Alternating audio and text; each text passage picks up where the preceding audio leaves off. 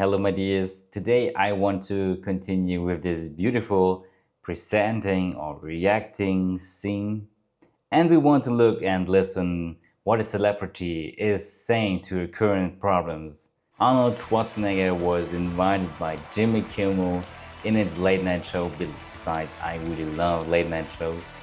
You have a guest, you know it's gonna be exciting, and depending who is coming, it's getting special.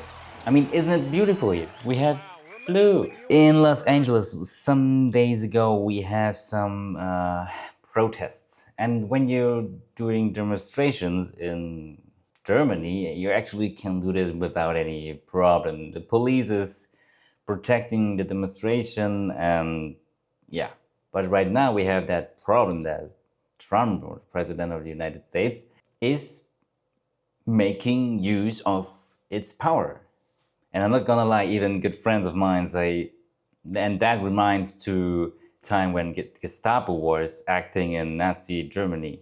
So let's listen what Ani says to it. The protests that are going on everything in LA. that's going on. I totally agree with you, by the way, Jimmy, because they make it out to like it is a war zone, the whole Los Angeles, the whole city or the county. And the fact of the matter is it's maybe like 0.001% of the area of Los Angeles has problems and there's a protest. Yeah. And so I think that this is important for people to know because He says it isn't that hard as the media or the news are actually presenting it.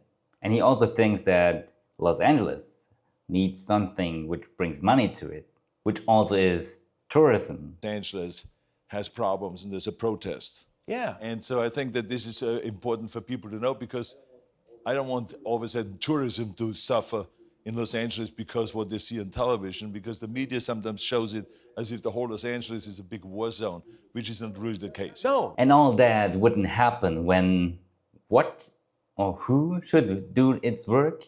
None of Los Angeles is a war But zone. this wouldn't happen if the politicians would do the work. Think about it. Now, what do you mean by that exactly? What do you mean by that? For decades, almost 4 decades, we have had a problem where they talked about immigration reform, comprehensive immigration reform. But the Democrats and the Republicans, both of the parties, have no interest in solving this problem because they use that to raise money. And so what they do is they just keep pointing the finger at each other, and then they're surprised if all of a sudden we are using our middle finger on them, right? And it's like in Germany, we send them to the office, to Berlin or to Washington, and they actually don't serve the right ones, just their parties. The symbols say it all. Yeah. And I just get very frustrated because we send those politicians to Washington to solve the problems. In all their eyes, instead of public servants, they're party servants. And I think this is really the bad thing about it, you know. So it's just, I think they should be public servants. I'm sure there's a huge amount of truth to that. And it brings another thing. When you hand out more visas, you maybe know more who is in your country.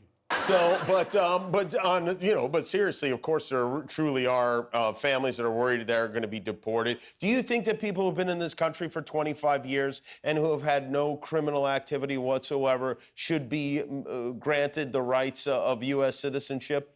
What I'm talking about is immigration reform.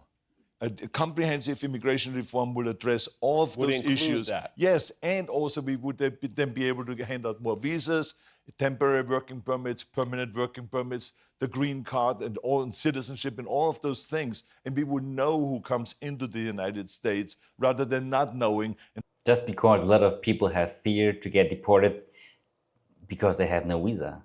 So it's a shame, the whole thing, because we have a country that needs workers. And when you look at south of the border, they want to work. So it's a perfect match. But let's do it legal and let's do it in a coherent way rather than doing it the way it is right now, which is a disaster. And I told you, that's what makes me so disappointed that both of the parties do not want to go and solve this problem once and for all and create good immigration reform. The way, like Senator Kennedy and John McCain worked it out, and they had a really great bill there, but then they didn't go for it. Do you And every time I watch the news, only bad news are coming by, and that makes something with your brain. So that's why it's even important to hang over a little bit in your humor side and make jokes, even when Trump doesn't like you. I love having you here tonight because I think that you're a person who is trusted on both sides, and that's very rare nowadays. And I think probably Donald Trump doesn't want you to be trusted because I don't think Donald Trump likes you very much, to be honest. True? Yeah. So, but I think the nature of the media is to show. So thank you for watching. That was also practicing if I can react present a little bit better. And maybe we have a look to what he's still saying in that show.